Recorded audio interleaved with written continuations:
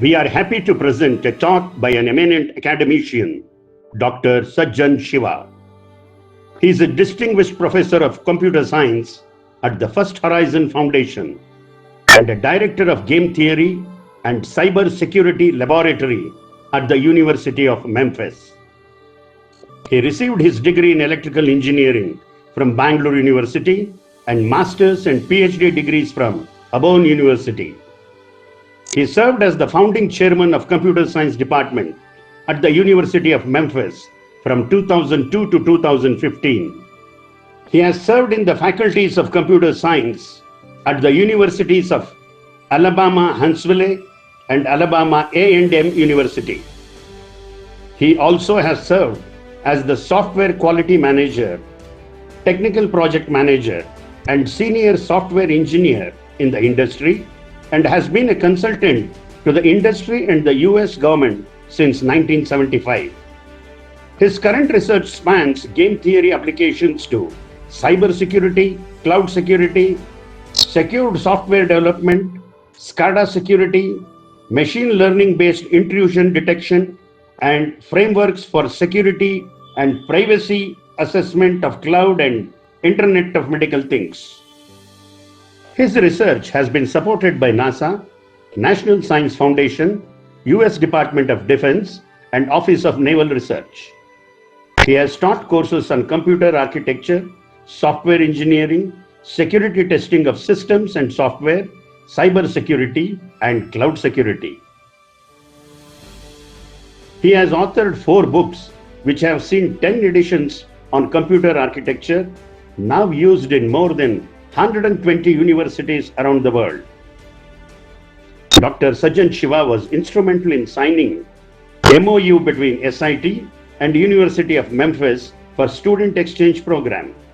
Dr. Sajjan Shiva is involved in Siddaganga activities and has contributed immensely. And he has also arranged several donations to the MUD from USA organizations.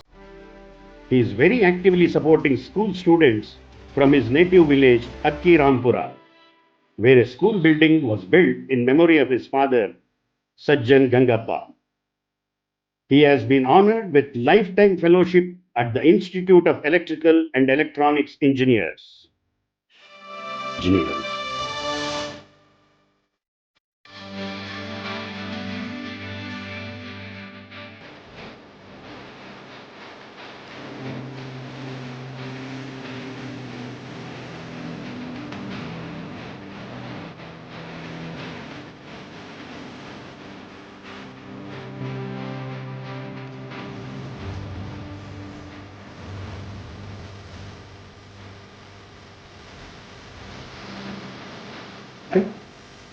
Friends, greetings.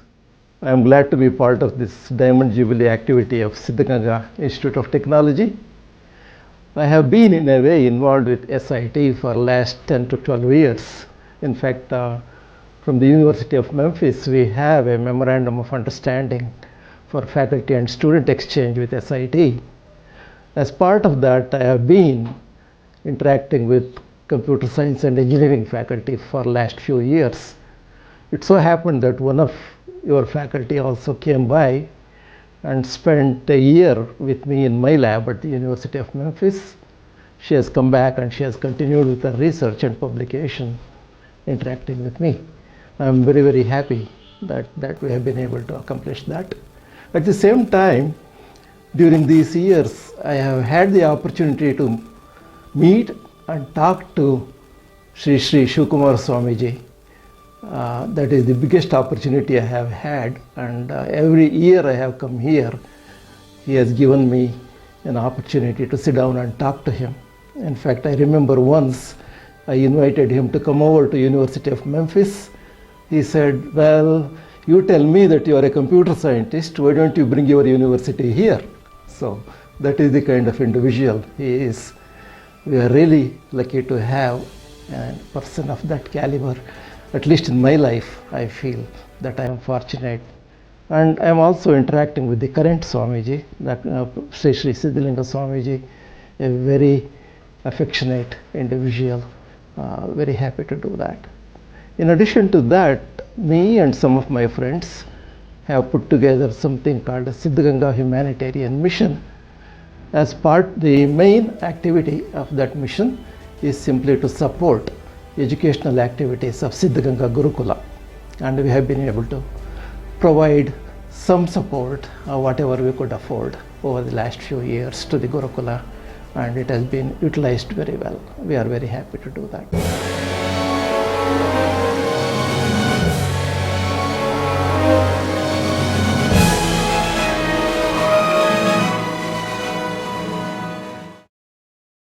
My topic today is the effect of technology on education, in particular how the current technology has actually disrupted what we do normally in our universities.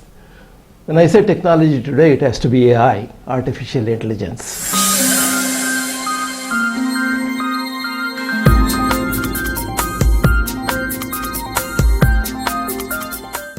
In fact, we have forgotten that there are other technologies available other than just the AI, because everyone wants to be an AI expert nowadays.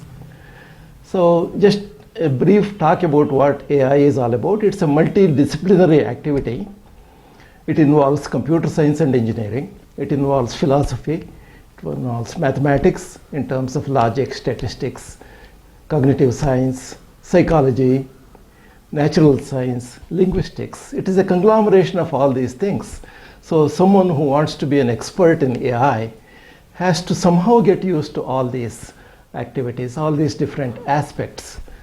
My own involvement in AI began somewhere in 1984-85 time frame, where one of my PhD students started working on coming up with a so-called expert system, which is an AI system to design hardware.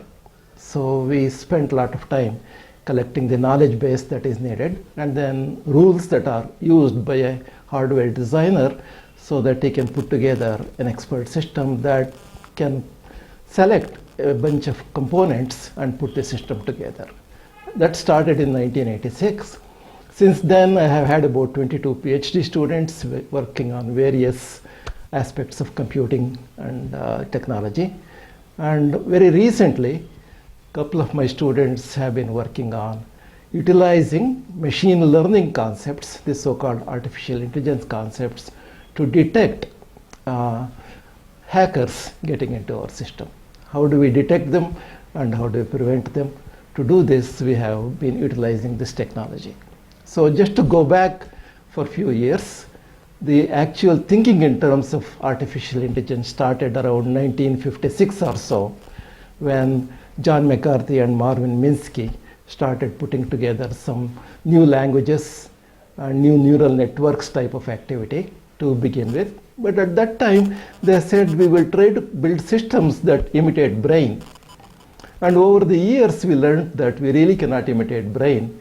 And then we decided it is better maybe for us to cut down our aspirations and come up with some practical technology that can be useful, that still imitates part of the brain, not the complete brain.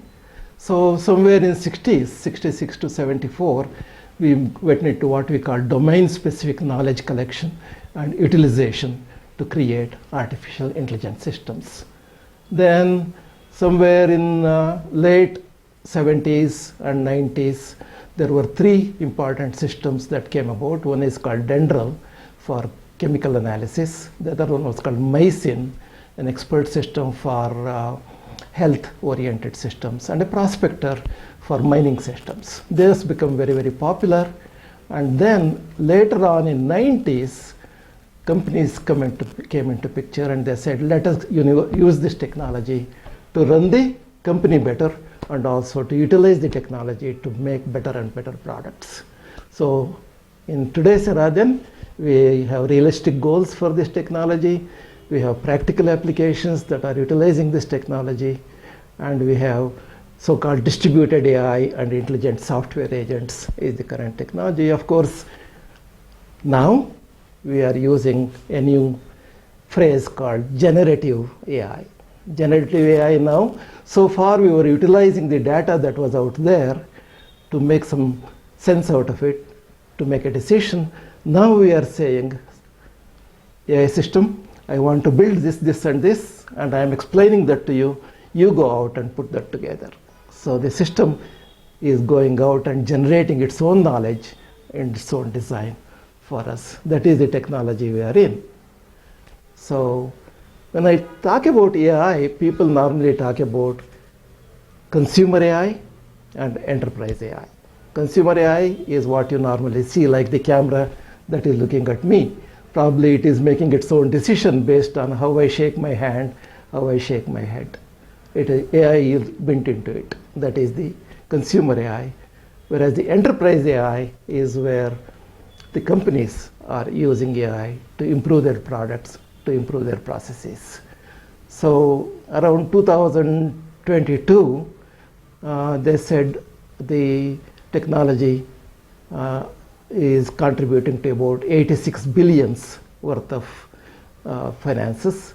Now they are projecting it will be around 400 to 450 billion type of dollars type of activity by 2027 or so. Probably that is a very, very pessimistic projection, the way the technology is going. But the fact remains, though, that the technology is here. That means all of us need to get used to it in one way or the other. So when I talk about this technology, what kind of skills people are looking at? So, of course, the first two phrases that come to mind are, we want experts in machine learning and deep learning. We want people who are data scientists and analytics capability. We want to be able to do natural language processing, image processing, and pattern recognition. And then we need to get used to languages like Python, Java, frameworks like SQL, TensorFlow, so on and so forth. So those are the type of skills people are looking at. Whether you are a civil engineer, whether you are an electrical engineer, whether you are just a scientist, either way, it does not matter. You need to have this technology behind you so that you can be a better engineer and better scientist. Of course, coming into generative technology, generative AI technology, we have a couple of more phrases. One of them is called right prompting. The way this technology works, we inform the technology, inform the system as to what we want to build, and then we need to guide that system as it produces its result by providing appropriate prompts. Now we call it hard prompt engineering is the new phrase that has come into picture. In terms of programming these systems, we don't write our code anymore. We talk to the system and we do what we call conversational coding. That means we provide the initial requirements for this code to run, and then as we go through, we continue discussion with the AI system to make it refine the code better and better. So those are the type of technologies that we need to impart to our students in our colleges. And we are using a phrase called large language models. These are the models that compose the AI systems. So one of the big problems with these large language models is what we call hallucination and bias. They go about building their technology, building the system based on the data that they have. In fact, one of the most recent example was the system came back and asked the designer, go out and break some rocks and melt them in water and bring them to me. That is the hallucination that the system brought about. And bias, if the data is not adequate enough, their decision will be biased. That means the designer needs to interact with it, prompt it to steer it away so that it can go into appropriate mode of representation. Data privacy and data security is one of the big important things that we have to pay attention to. And as the system gets used, it starts acquiring the knowledge and it starts acquiring more and more concepts. We call it concept drift. That means we need to figure out when exactly the system has gone beyond what it should be and stop it and test it and remodel the system. So I have been a teacher for almost 50 plus years now. In last 2-3 years, I have to change my way of teaching because Every time I give a homework for my students to work on, they will either go to Google and Google it up and come up with the answer. And in last year or so, ChatGPT has come into picture. So they don't even do any programming anymore. They will ask ChatGPT, and which produces the program in about 5 minutes, and they'll just bring it as their homework. So is this good for us?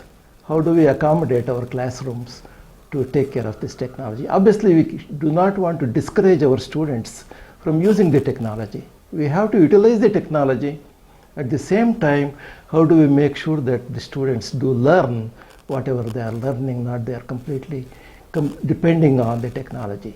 So this is the big problem that we are facing today in terms of education. In fact, there was a recent experiment in England with about 35 students, and they gave them assignments, and then the students were given free time as to either they do that on their own or they can use an AI system to help them. It turned out that about 95% of the submissions that came to the teacher could not distinguish whether they are written by the humans or the machines. All submissions that were from the machines ended up getting better grades than the submissions by people who did that completely manually. So all generated responses may not reflect the student's knowledge and student capability. The student has produced a good submission. We need to give him the grade. At the same time, I am not sure whether the student is capable of doing whatever he has given to me. That is a big issue. So use of AI may hinder the development of critical thinking, development of problem-solving skills, development of writing skills, which is a big issue that we need to pay attention to. In fact, even before ChatGPT, a parent came to me and said, when I ask my son to do mathematics at home, he says, I don't have to do it. When the time comes, I will Google it and find the answer. And that mode of working is becoming more and more, and students are depending completely on these systems. If that is the case, what kind of people we are producing in terms of their long-term usefulness to society? That is a big thing. Another big problem is the ethical concern in terms of honesty and academic integrity. That is a big issue that we need to face as educators. We definitely have to allow them to use them, but how do we utilize that and still keep the honesty and integrity going? Big problem. So, like I said, we are using conversational programming. Some of my colleagues also are saying, do we really need to teach programming to computer science students anymore? Because we don't have to. But the fact remains that even after the system produces your program, produces the code, someone has to be able to go there and verify that it is accurate enough.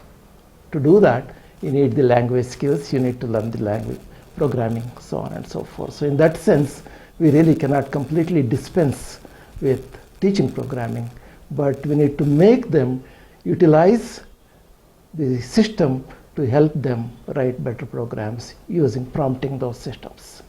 So some people say, well, now I have an AI system, I don't need the civil engineers, I don't need the mechanical engineers anymore. We can delegate all that work to AI. We are not there yet.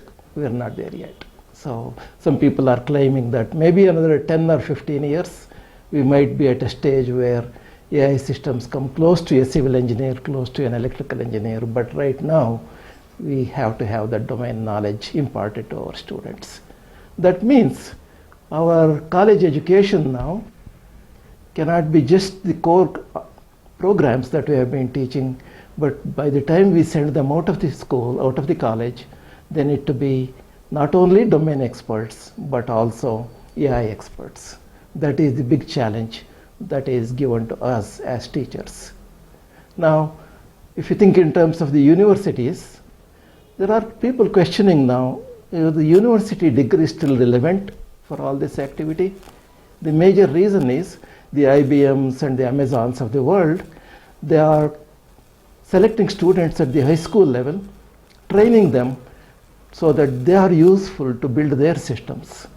That means the student gets used to an IBM system, he becomes very, very useful in terms of helping the IBM programs, but his knowledge is limited to those IBM activities, and we have not developed a well-rounded individual.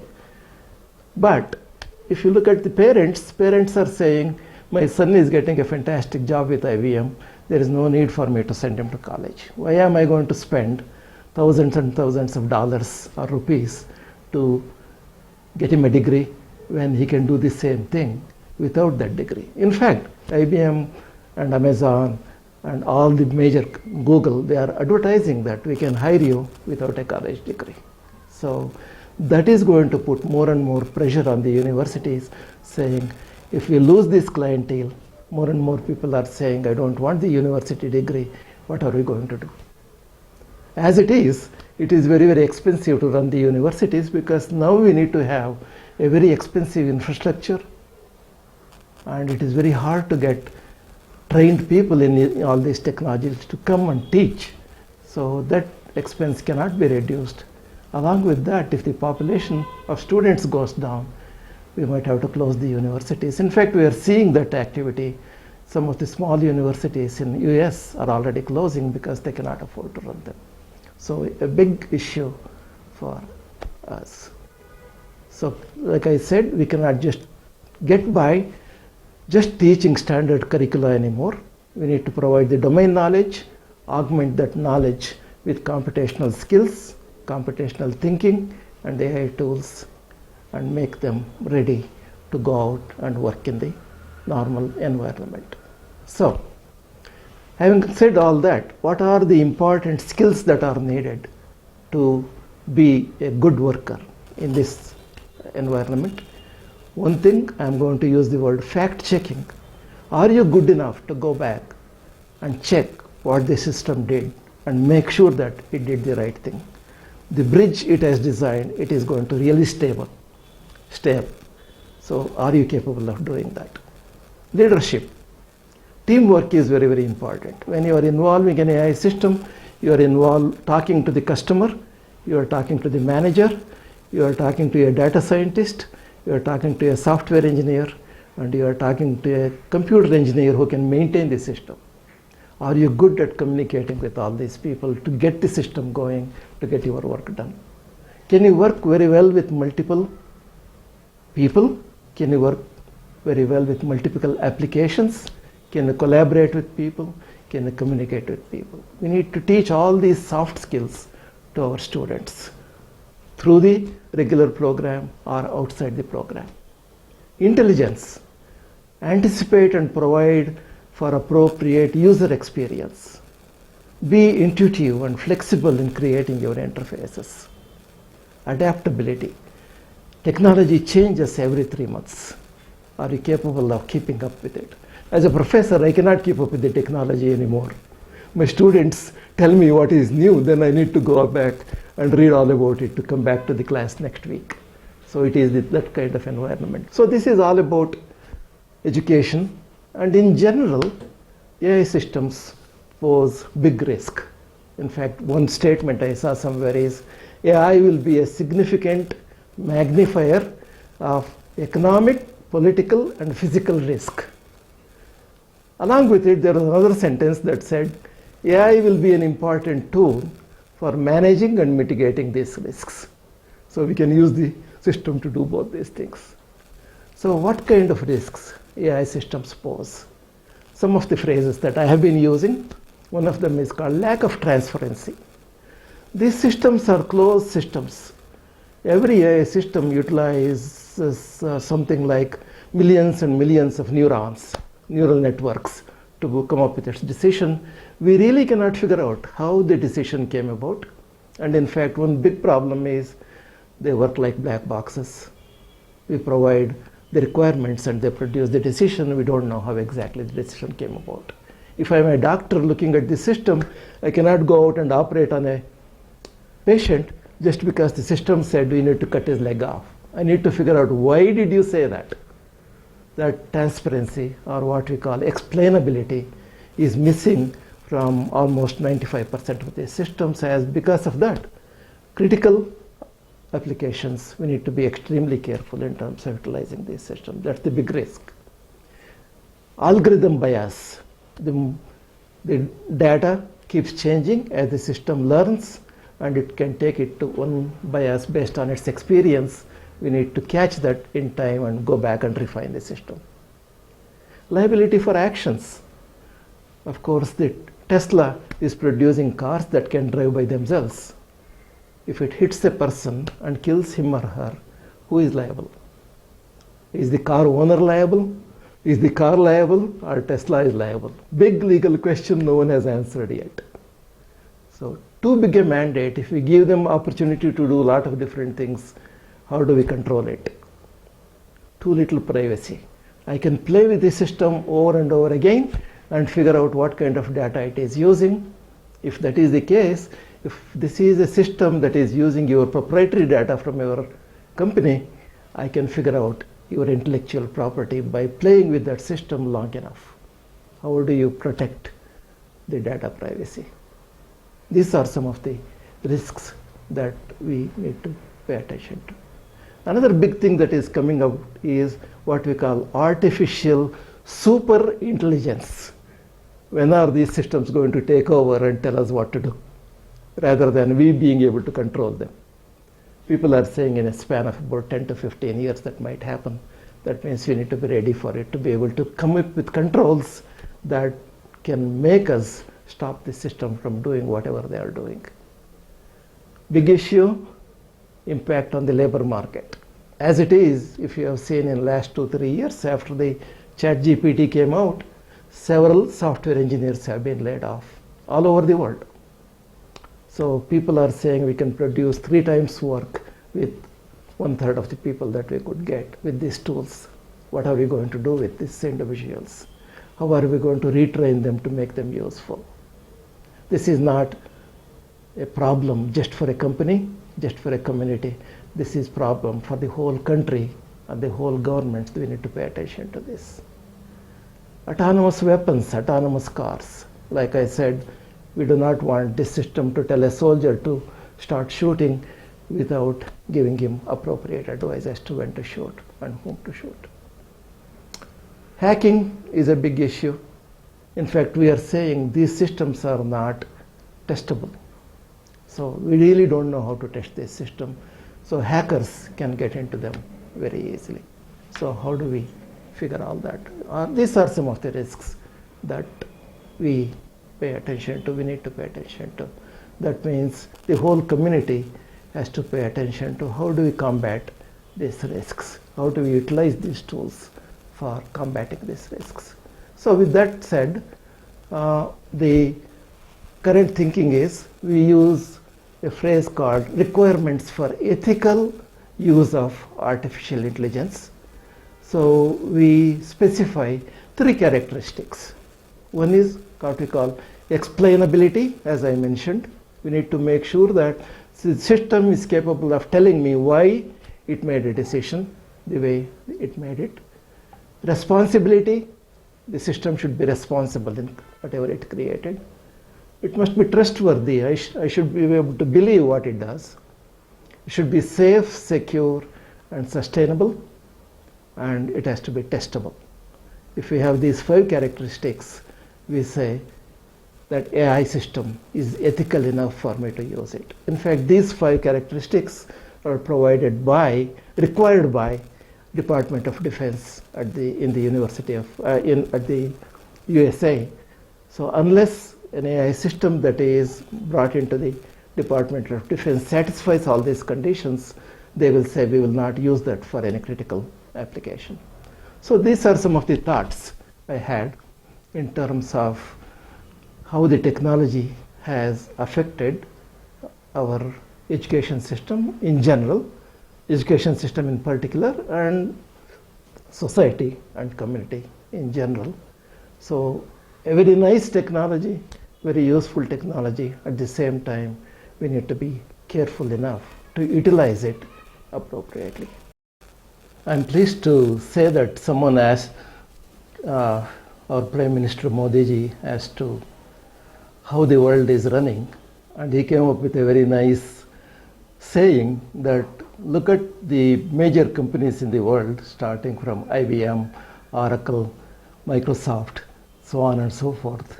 Every company is run by an Indian as the CEO. That means India has produced quite a number of capable individuals, and you have exported them to run the world. They run the technology of the world.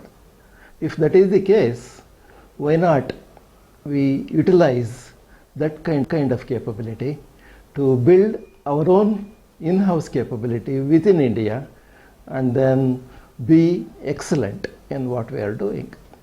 I have been exploring some of those aspects, and I am very happy to say that several companies that I have looked at in last 2-3 weeks I have been in India have been able to train their individuals. In fact, Wipro, I noticed a statement somewhere saying that half of their engineers are already trained in AI technology. Infosys wants to have all their engineers trained in AI technology in about 5 years, so on and so forth. That kind of emphasis is already there. Assuming that this continues, and assuming that the companies start saying that we are going to produce applications that are useful, that are applicable today, that we have imparted intelligence to them so that they are our own products and we can sell them all over the world. We need to put together that kind of emphasis on our activities. Not only they are useful in our day-to-day life to improve the life here in India, but also we should be capable of producing applications that are really useful all over the world, that we can be forerunners in this kind of activities. I'm very, very optimistic considering that India is coming into its 2047 celebration of centenary of independence. With this kind of emphasis on technology, I'm very optimistic that we will be able to produce good products and train our individuals and utilize our capabilities much, much better than what we are doing now. At the same time, I need to be somewhat cautious in being a little bit pessimistic in terms of research capabilities. We do have very high research capable institutions like Indian Institute of Science and IITs. They are producing fantastic work which is recognized all over the world. Let our faculty from other universities learn from institutions like Indian Institute of Science and IITs and organizations outside the Indian environment to produce better work, to produce more in-depth articles, in-depth research. Thereby, they can train their students very well. At the same time, they can provide that research product to industry and get the ideas from industry to improve their research. That kind of collaboration has to go on. I'm optimistic that with the activities that are going on, with the emphasis and the enthusiasm I have seen in the last few days I have been in the country, that will happen by 2047, and we definitely will be one of the top technology contributors in the world, and we are already halfway there. I'm sure we will be there by then. So those are some of my thoughts on the technology and its influence. So thank you for allowing me to share these words with you. I congratulate SIT for the Diamond Jubilee, and I am impressed with all the accomplishment SIT has gone through, and I wish all the best in all its future endeavors. Thank you very much.